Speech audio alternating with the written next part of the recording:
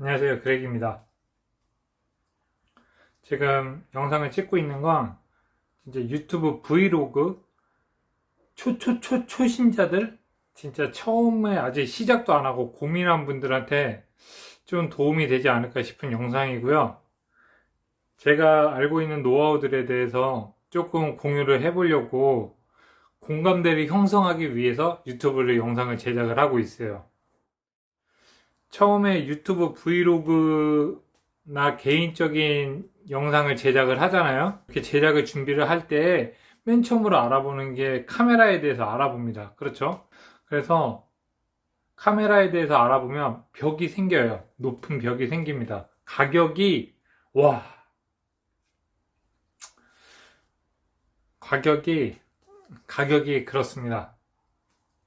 그래서 거기서부터 좌절이 시작돼요. 그런데 그쯤에서 제가 그 정도 선에서 고민을 하고 있을 때 제가 알고 있는 팁을 여러분에게 공유를 해보려고 영상을 찍고 있어요. 저는 처음에 유튜브 브이로그를 시작한다고 하시는 분들에게 카메라를 사지 말라고 추천을 합니다. 근데 이 말이 진짜 이렇게 추천을 하잖아요? 그러면 공감을 못해요, 사람들이. 유튜브 시작할 건데 남들보다 좋은 영상을 찍어야 하는데 좋은 카메라가 있어야 되는 거 아니야? 이렇게 말씀을 많이 하고 그렇게 생각하면서 거기서 벌써 핀이 나가는 게 느껴져요. 그런데 제가 왜 유튜브를 제작을 하면서 그런 말씀을 드리냐 하면 정확히 필요로 하는 걸 알고 사는 거하고 내가 모르는 거를 접하면서 구매하는 건 다릅니다. 예를 들어서 심도나 저감도 노이즈라던가 조리개, 셔터 스피드, 화이트 밸런스, 기타 등등에 대해서 내가 이 부분은 내 가지고 있는 기계로는 좀 무리인데 이걸로는 없는 기능인데 할 때 그 필요에 의해서 정말로 비싼 장비를 사는 거는 말리지 않아요. 필요로 해서 구매를 하는 거기 때문에 전 그런 부분은 말리지 않는데 처음에 브이로그 시작하려고 아무것도 모르는 상태에서 그 좋은 카메라가 똑 떨어지잖아요? 그러면 또 지쳐요.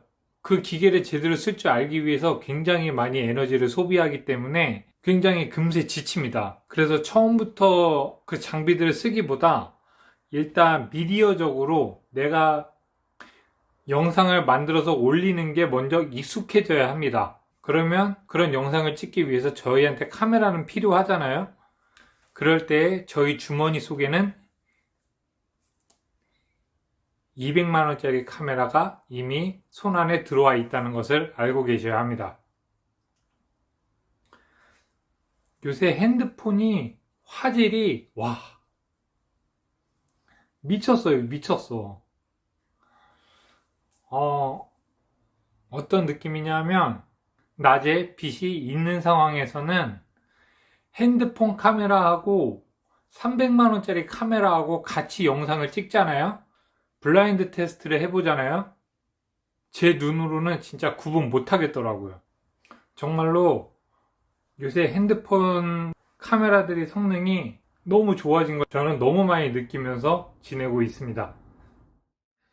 그럼 정말로 불리하잖아요. 저희 손에는 가지고 있는 핸드폰밖에 없고 이 상태에서 어떻게 브이로그를 찍을 수 있어? 좋은 영상이 어떻게 나와라고 말씀하실 텐데 내용도 굉장히 중요합니다. 우선 스토리라인을 잘 짜시고요. 이제 제가 알려드리는 영상에 대한 팁을 좀 보태시면 충분히 좋은 영상이 나올 수 있습니다. 그럼 제가 핸드폰으로 찍을 때 어떻게 찍는지 알려드릴게요. 진짜 간단해요. 그러면 핸드폰으로 찍으면 어떻게 찍으면 되냐? 제가 앞으로도 이 시리즈를 만들 때 딱 하나 변하지 않는 게 있어요. 정말로 다른 거는 다 조금씩 설정이 바뀌거든요. 근데 핸드폰이나 카메라나 액션캠이나 모든 게 딱 하나 바뀌지 않는 한 가지는 있습니다. 그거는 프레임 대비 셔터 스피드 값을 맞춰줘야 합니다. 이거는 필수적인 거예요. 벌써 어렵다고요? 저도 처음에 이게 무슨 말인가 했어요. 그런데 이거는 영상을 조금 더 남들보다 좋기 위해서 1분 투자하는 거고 외우는 것도 2줄 외우는 겁니다. 2줄.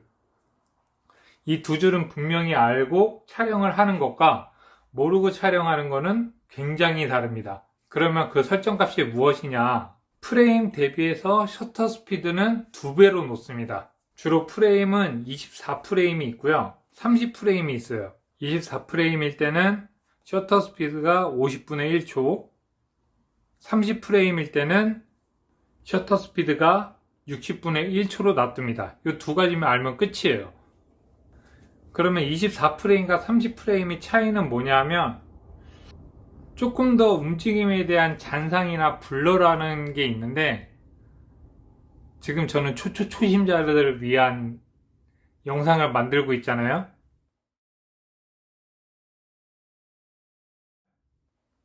쉽게 얘기해서 좀 더 자연스러운 영상은 24프레임에서 나오고요. 조금 더 선명한 영상은 30프레임에서 나옵니다. 간단하죠? 그러면 좀 더 감각적인 영상을 만들 때 24프레임이 좋고, 조금 더 디테일한 걸 보여줄 때 30프레임을 보여주는 게 좋겠죠? 방송으로 예를 들면 이런 거죠. 영화 같은 거 보면은 색깔이 이쁘고 뭔가 그려놓은 것 같은 느낌의 분위기가 있잖아요. 그런 건 24프레임으로 찍습니다. 그런데 예능 같은 거 보면은 다 또렷또렷해 보이고 영화에 비해서 굉장히 선명해 보이잖아요. 그런 건 30프레임으로 찍어요. 그래서 저는 감성적인 영상을 만들고 싶고, 그래서 24프레임 영상을 찍을 것 같잖아요. 저는 그 부분에서 약간 생각이 달랐던 게, 그냥 제 눈이 보기에 내 영상을 볼 때 선명한 영상이 좋더라고요, 그냥. 그래서 모션 블러, 자연스러운 영상이 24프레임하고 선명한 영상이 30프레임 중에서 제 개인적으로 제 영상을 제가 제작하면서 봤을 때 좀 더 선명한 영상이 좋더라고요. 그래서 30프레임짜리 영상을 찍습니다. 그러면 셔터 스피드는 몇이다? 60분의 1초. 그러면 핸드폰에서도 60분의 1초는 맞춰놓고 찍습니다. 되도록이면. 이렇게 유튜브 제작하는 거 보면 사람들이 많이들 힘들어하는 게 뭐냐면 기계를 조작할 때 에너지를 굉장히 많이 쓴다는 거예요.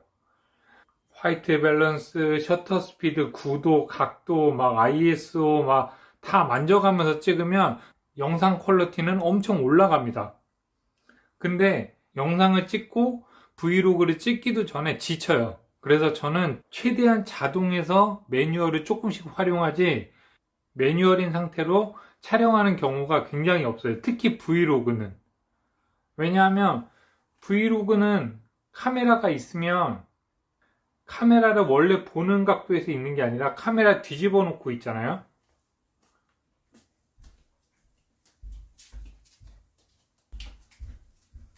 자, 이렇게 카메라가 있으면 카메라를 이렇게 브이로그 하는 사람들은 카메라를 이렇게 찍지 않잖아요. 브이로그는 우리는 이렇게 찍어야 되잖아요. 이렇게. 그렇지 않아요? 역방향으로 이 상태에서 투명 인간이 있는 것도 아닌데 어느 정도 자동이 많이 받쳐줘야지 영상을 찍을 수가 있죠. 그래서 오토에 굉장히 많이 의존을 하면서 영상을 촬영을 합니다. 그런 면에서 핸드폰이 굉장히 좋은 아이템입니다. 그러면 지금 제가 강요한 거 딱 하나밖에 없죠. 내가 자연스러운 영상 쪽이 좋다 해서 24프레임으로 찍었을 때에는 셔터 스피드가 그거의 2배, 30프레임의 선명한 영상을 찍을 때 셔터 스피드 값은 2배, 그냥 2배. 내 프레임 수 대비 2배를 하면은 영상이 선명하거나 자연스럽게 굉장히 좋은 영상미를 얻을 수가 있어요. 1차적으로. 그런데 그 공식을 무시하고서 영상을 제작을 해보잖아요. 그러면 굉장히 보는 사람 입장에서 그냥 핸드폰 들고 찍었나 보다 이런 식으로밖에 리뷰가 안 될 거예요. 그래서 남들보다 조금 더 좋은 영상 퀄리티를 얻는 첫 번째 기준은 제가 여태까지 설명드린 프레임 대비 셔터 스피드는 2배로 해라가 첫 번째 포인트입니다. 여태까지 설명해드린 건 아직 핸드폰밖에 안 쓰고 있는 입장이잖아요. 핸드폰으로 이렇게 찍을 때. 자, 두 번째 주의할 점은 핸드폰으로 찍을 때 되도록이면 이 자세로 찍지 말라는 거예요. 이렇게 영상 이러고 막 저 누구누구인데요. 자 영상 찍고 있습니다. 이렇게 찍으면 안 됩니다.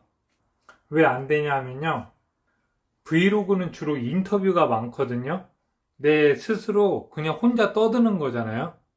그런데 이런 상황에서 사람들이 시청하는 입장에서 영상이 흔들리면은 되게 조금만 흔들려도 되게 촌스러워집니다, 영상이.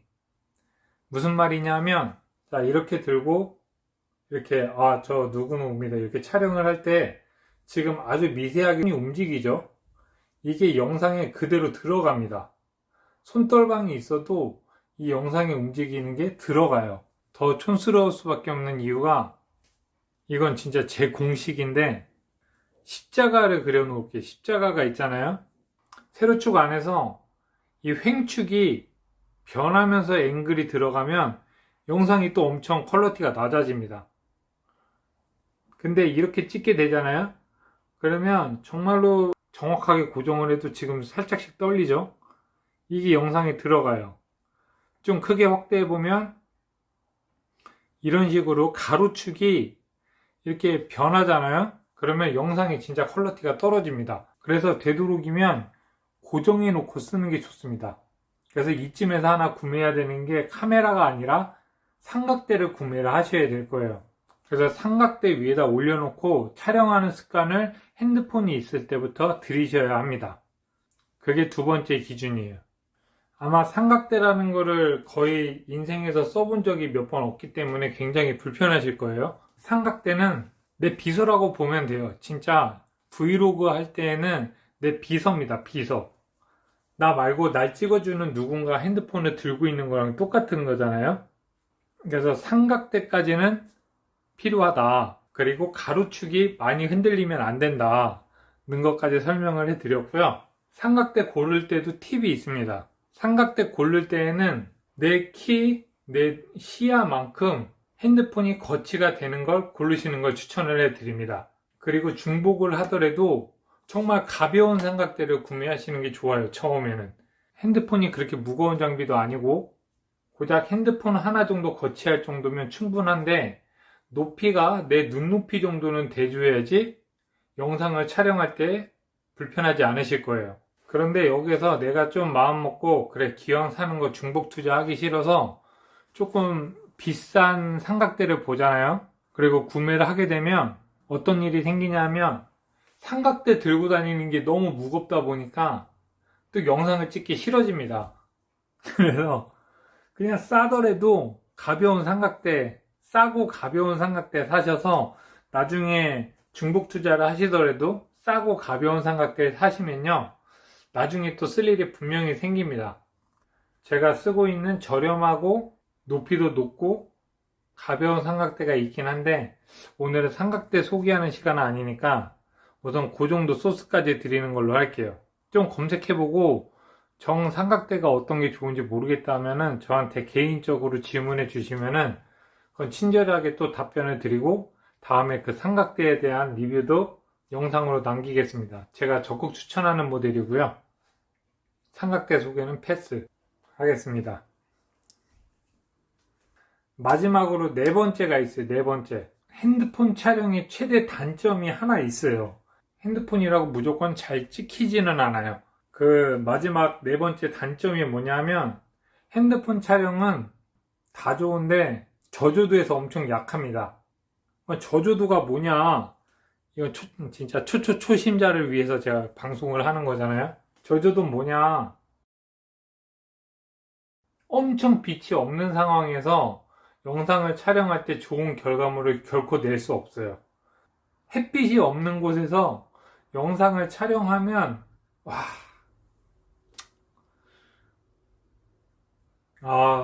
좀 퀄리티 많이 떨어집니다. 그래서 햇빛이 없는 곳에서 촬영은 피하시는 게 좋습니다. 그 다음부터는 감각이에요. 진짜 감각. 햇빛이 없는 곳에서 촬영하는데 이쁜 영상이 나오는 거는 그 사람이 감각이라고 봅니다. 오늘 총 4가지 말씀을 드렸죠. 핸드폰으로 찍는 방법. 첫 번째는 24프레임이든 30프레임이든 촬영을 할 때 셔터 스피드는 그 프레임 수에 곱하기 1을 해서 촬영을 해라. 그리고 두 번째, 가로축. 이 가로축이 최대한 유지되게끔 촬영을 하는 게 좋다. 이게 움직이면 좋지 않다. 세 번째는 삼각대를 사셔서 촬영을 하는 걸 추천을 한다. 삼각대는 나를 찍어주는 또 하나의 사람 역할을 한다. 마지막 네 번째는 빛이 없는 환경은 최대한 피하면서 촬영을 해야 된다. 빛이 없으면 결코 좋은 영상을 얻기가 쉽지 않다는 게 핸드폰 촬영의 전부입니다. 요새는 핸드폰이 너무 잘 나와서. 근데 재밌는 게 뭔지 알아요? 진짜 대박인 거, 화질 대박인 거 같죠? 근데 이거 화질 정말 잘 나오는 거 같잖아요? 따라라라란 따라라란. 지금 찍고 있는 거는 갤럭시 Z 플립 프론트 카메라로 여태까지 찍고 있었습니다. 진짜 핸드폰 너무 좋아졌어. 오늘 영상은 이걸로 마치고요. 그리고 다음 시간에는 영상 퀄리티를 조금이라도 더 끌어올리기 위해서 했던 수단들에 대해서 얘기를 나눠보려고 준비 중에 있습니다. 많이 응원해 주시고요. 여기까지 초심자들을 위한 브이로그 유튜버 세팅법에 대해서 한번 얘기를 드렸습니다. 다음에 또 좋은 영상으로 보길 바랍니다. 빠이.